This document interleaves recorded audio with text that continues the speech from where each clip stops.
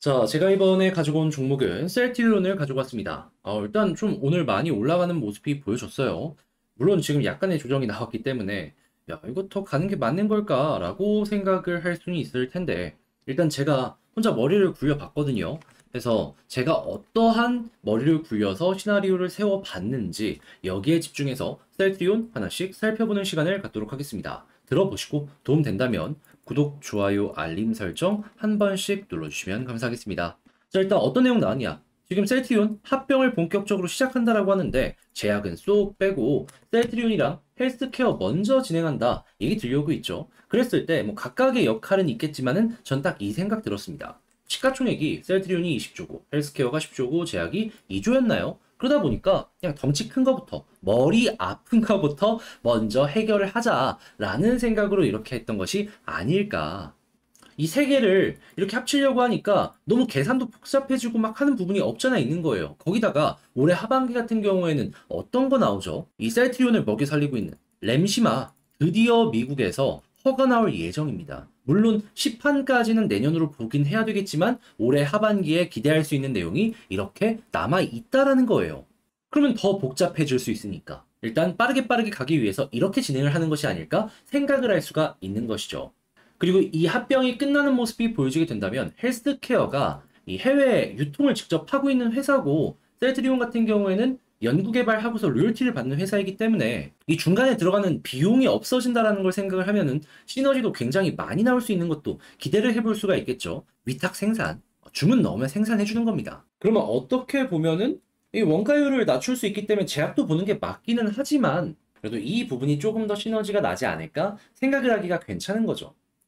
그래서 영업이익률이 올라가는 데 있어서는 효과가 확실히 높아지지 않을까 이걸 좀 기대를 하시면서 보시면 좋을 것 같은데 근데 이제 이 내용만 보고서 셀트리온 올해 하반기까지 봐야 되냐 그건 아니고요. 이것만 봐도 좋긴 한데 저는 개인적으로 한 가지를 더 보자라고 말씀드리고 싶은 게 금리입니다. 근데 이 금리에서 어떤 얘기가 들려오고 있냐면 지금 계속해서 시장의 하락을 만든 금리 인상이 추가적으로 진행이 될 수도 있다. 이런 부분이 최근에 연준의 의사록을 통해서 공개가 되었었잖아요. 그래서 원래 1월부터 금리 인하에 대한 이야기가 나올 수도 있었는데 이게 3월 혹은 그 이후로 연결될 수도 있다라고 이것도 이제 봤었는데 근데 제가 짱구를 머리를 어떻게 굴렸냐면은 일단 오늘 하락은 연준에 대한 내용도 어느 정도 있겠지만 핵심 내용은 중국이거든요. 지금 미국에서 계속해서 금리 올라가다 보니까 미국도 주택 시장이 계속 꺾이는 모습이 보여지고 있습니다. 8월 달에 급락이라는 얘기가 들려오기까지 했어요. 자, 그런데 미국만 그럴까요? 아니에요. 중국 역시 마찬가지입니다. 그러다 보니까 지금 중국만 하더라도 평균적으로 한 20% 정도 빠진 것 같은데 부동산 개발업체들 난리가 났거든요. 그래서 헝다 같은 경우에는 달러채 채권도 많다 보니까는 위안화의 가치도 빠지는데 부동산 경기도 안 좋아. 그런데 적자가 벗어날 기미가 없네. 파산 보호 신청 가는 거죠. 그래서 이 내용 때문에 빠진 건데, 근데 이제 중국의 부동산이 미국과는 어떻게 보면 별개라고 보더라도 영향이 없겠냐라는 거예요.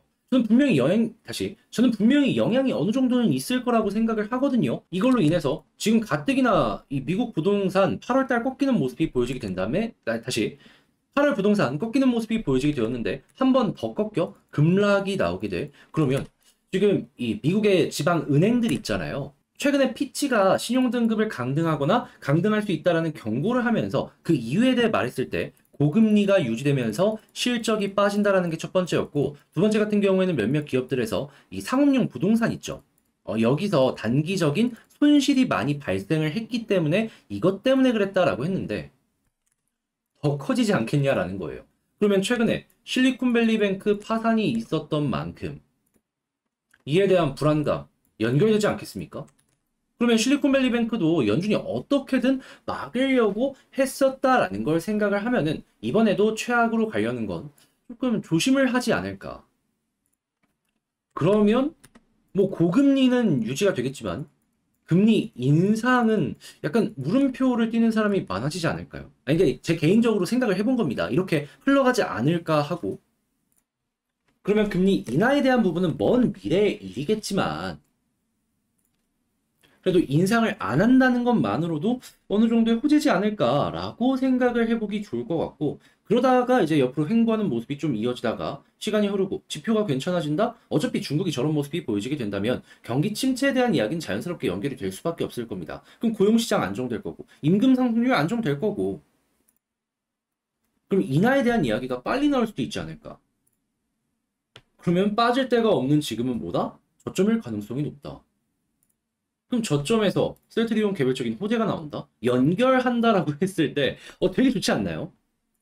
저는 그래서 지금 뭐 카카오도 그렇지만 셀트리온 같은 이러한 종목들도 지켜보셨으면 좋겠어요.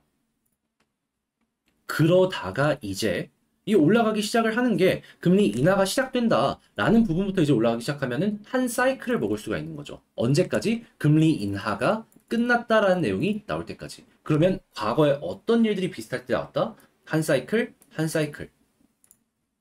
기가 막히지 않습니까? 그럼 여러분들도 이번에 이거 좀 길게 버티다가 인하 끝 나온다라고 했을 때 매도하시면 완전 최고점은 안 되겠지만 그래도 이런 부분 추세 하나는 먹고 나올 수가 있다라는 겁니다. 그러면 이제 이런 부분들은 결국에는 수급이 만들어주는 것이기 때문에 이제 현재 위치에서 어느 정도 이제 꿈틀거리는 모습이 나오려면 외국인이랑 기관에서 수급 들어와 줄 때까지는 좀 널널하게 시간을 둬야 될 필요가 있다 생각을 해줘야겠죠. 그래서 저는 개인적으로 이렇게 생각을 한다. 여러분들 참고를 해보셨으면 좋겠습니다. 자, 그러면 총정리 한번 해보는 시간을 갖도록 하자면 일단 첫 번째 같은 경우에 셀트리온 이 합병 같은 경우에는 이건 그냥 호재다. 그리고 올해 하반기에 램시마 관련된 내용 나올 수 있으니까 이것도 주목을 해보도록 하자. 자, 그리고 이제 두 번째 같은 경우에는 금리 쪽을 꼭 봐야 될 필요가 있는데 지금 중국에서 부동산 관련으로 난리 나는 소식이 들려오고 있다. 근데 중국에 대한 이런 부분이 미국에도 영향을 미치지 않을까? 근데 만약에 여기에서 미국 벌써부터 꺾이고 있는데 추가적으로 영향을 받는다면 당연히 미국 은행 쪽으로 타격이 갈 수밖에 없을 것이고 그러면 연준은 조심하지 않을까?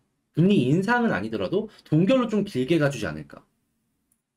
그래서 이것까지 보여지게 된다면은 여러분들 현재 위치 저점이니까 그냥 더 떨어질 데가 없으니까 편안하게 보시면 괜찮을 것 같고요. 그런 상황에서 이제 수급적으로 외국인 기관 들어오는 모습이 보여지게 된다면 어느 정도의 반등 한번 생각해 보시면 좋을 것 같고요. 그리고 이러한 상승 이후에 어디까지 노려봐야 되냐? 하나의 사이클을 위해서 금리 인하가 된다라고 하면은 올라가는 모습이 보여지게 되겠지만 끝났다라고 하는 모습이 보여지게 된다면 그 부분에서 매도를 고민해 보도록 하자. 그러면 딱 한 1년에서 1년 반짜리 사이클 먹는다라고 지금부터 생각을 하시면 될 것 같습니다.